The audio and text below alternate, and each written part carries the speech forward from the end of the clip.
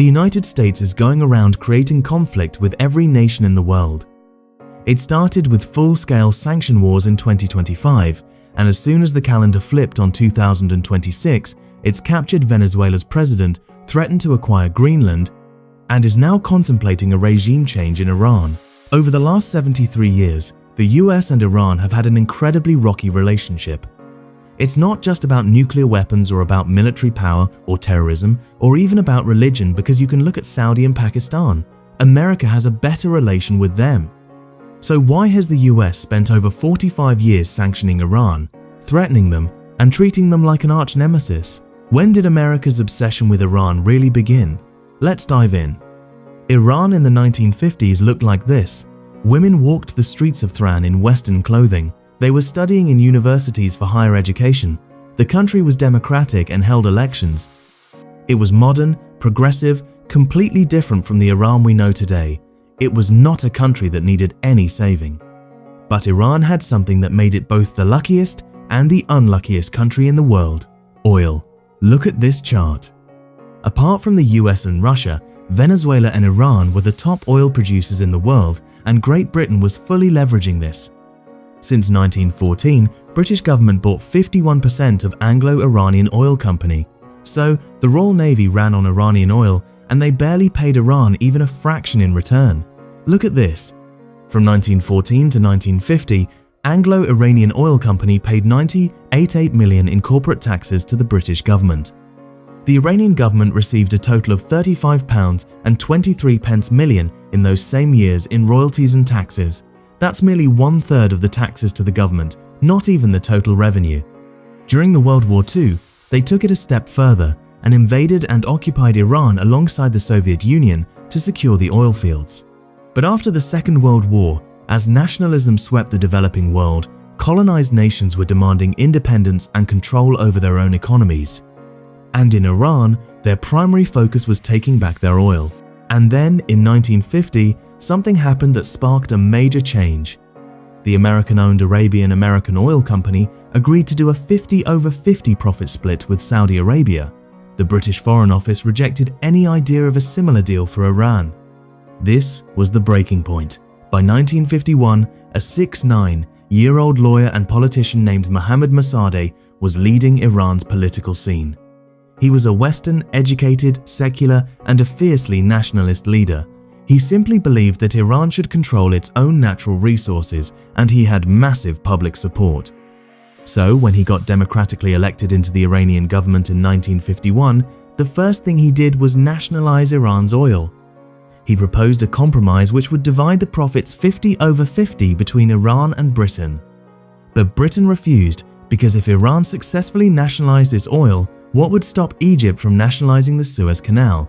What would stop other colonies from taking back their resources? And keep in mind, this was a time post-World War II where Britain's global empire was in steep decline, so they tried every game in the book to prevent this loss. They threatened Iran that their oil would not be accepted on the world market. They imposed a naval blockade in the Persian Gulf. They froze Iran's currency accounts in British banks. And they even banned exports to Iran of key commodities like sugar and steel. But Prime Minister Mosaddegh refused to back down, so Britain went to the United States. At first, President Truman rejected British demands for American support. He saw the Iranian nationalization of oil as legitimate. But just 2 years later, in 1953, the government changed and Dwight Eisenhower became president. Britain was smarter this time around. Instead of making a pitch about oil, they started talking about communism. If US didn't remove Mossadegh from power, Iran would turn to communism and come under the influence of Soviet Union, they claimed. Now, keep in mind that the US had just seen China fall to communists and Korea erupt into war. So, they bought this narrative and went ahead with something they called Operation Ajax. Here's how it worked. In 1953, CIA officers arrived in Tehran, the capital of Iran, with suitcases full of cash. They then bribed newspaper editors to print anti-Mossad propaganda. They also recruited street thugs to create chaos. They even hired people to pretend to be communists and threaten religious leaders, making it seem like Mossad was cracking down on Islam. And on the 19th of August 1953, it worked. street violence erupted. Tanks rolled into the fighting, resulted in the deaths of around 300 people. Mosav and his government were overthrown, and a pro-Western monarch, Muhammad Raza Pahlavi, was put in place. Mosav was arrested, imprisoned for 3 years, and then spent the rest of his life under house arrest until his death in 1967. The nationalization of oil was reversed. Now, alongside British companies, even American companies like the Standard Oil entered Iran, and now Iran got just about 50% of the revenue. The Shah bought American weapons. He opened Iran up to Western influence. For the US, it was a win. Iran was their ally in the Middle East. But for many Iranians, the Shah was a puppet who followed the West, tortured political opponents, and lived in absurd luxury while ordinary Iranians struggled. For the next 25-odd years, he also ruled with increasing brutality. His secret police, SAWAK, trained by the CIA, imprisoned, tortured, and executed thousands of people who disagreed with him. Resentment grew amongst the masses. In 1979, Iranians had had enough. Millions took to the streets demanding that Shah step down. Protests and anti-government demonstrations were seen all across the country, and when protesters were massacred by the government, it led to an even wider outrage. Finally, in 1979, the Shah left Iran, and Ayatollah Khomeini, a religious leader who had been exiled by the Shah, came to power. Iran went from a pro-Western monarchy to an anti-Western theocracy almost overnight, and it was at this time that the Shah of Iran went to the US for cancer treatment.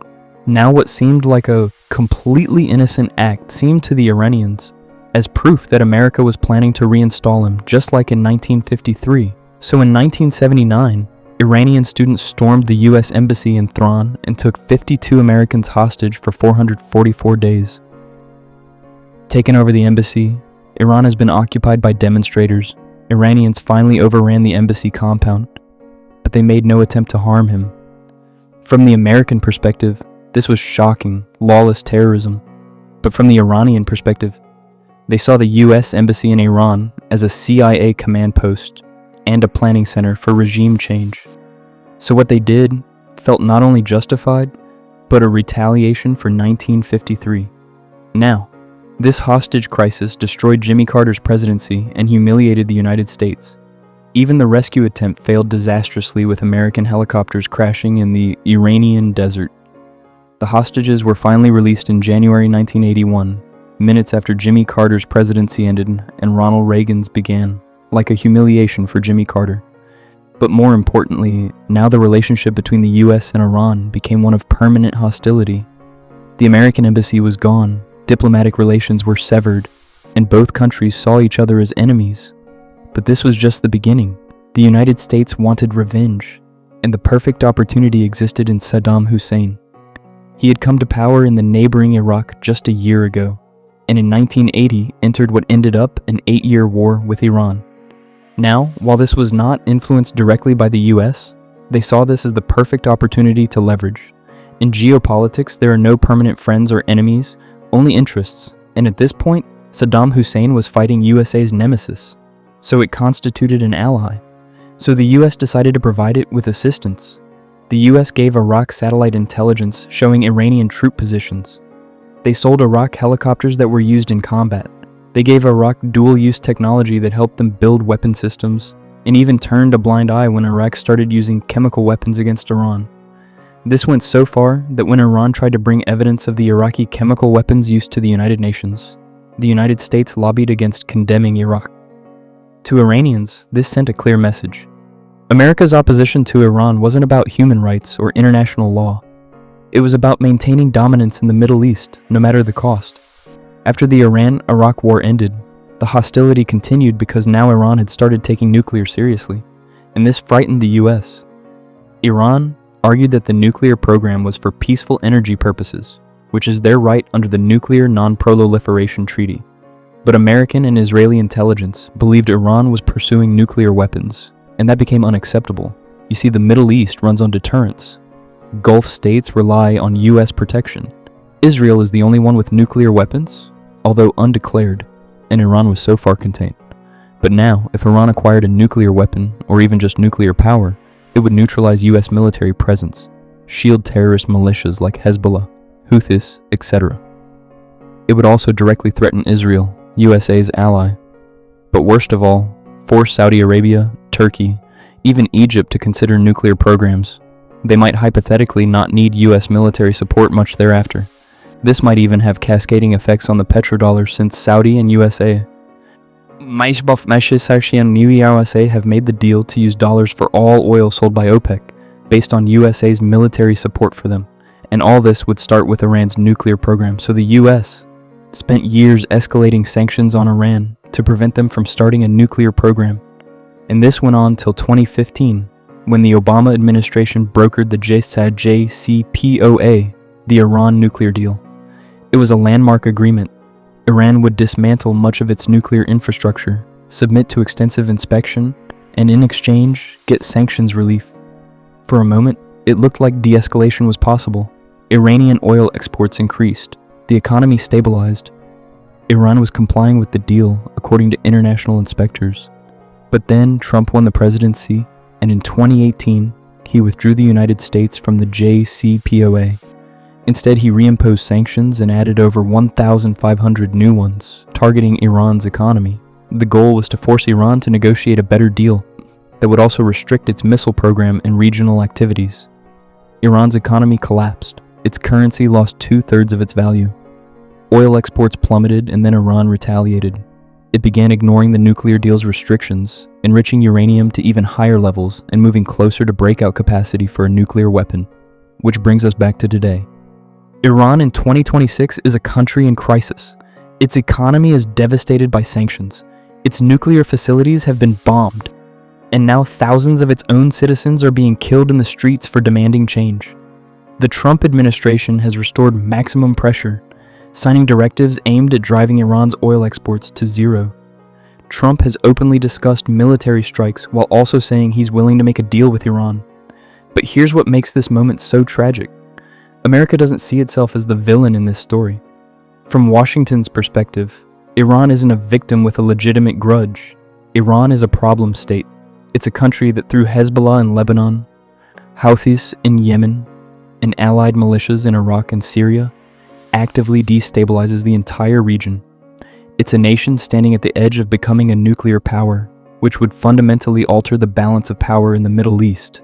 It's a risk to global oil routes through the Strait of Hormuz, through which 21% of world's petroleum passes every single day, and a direct threat to US allies. Not just Israel, but Saudi Arabia, the UAE, and others who see Iran's expanding influence as a threat to their survival. For American policymakers, this isn't just about holding a 73-year-old grudge. It's about prevention. They believe that if Iran is not stopped today, tomorrow there will be a nuclear Iran, and then stopping it will become impossible. So the window to act, they argue, is closing. So who's right? That depends entirely on where you are standing. For Iran, they're defending themselves against a superpower that overthrew their democracy in 1953, supported a brutal dictator for 25 years, backed their enemy with chemical weapons, and has spent decades trying to destroy their economy and isolate them from the world. Every American threat confirms what they already believe, that Washington will never accept an independent Iran. For America, they're containing a dangerous theocratic regime that took their people hostage. Chants death to America funds terrorist organizations and is racing towards nuclear weapons while destabilizing the world's most volatile region. They believe that Thrawn cannot be trusted and must be stopped. And so the cycle continues, and caught in the middle are millions of ordinary Iranians who just want to live normal lives, have economic opportunity, and choose their own government.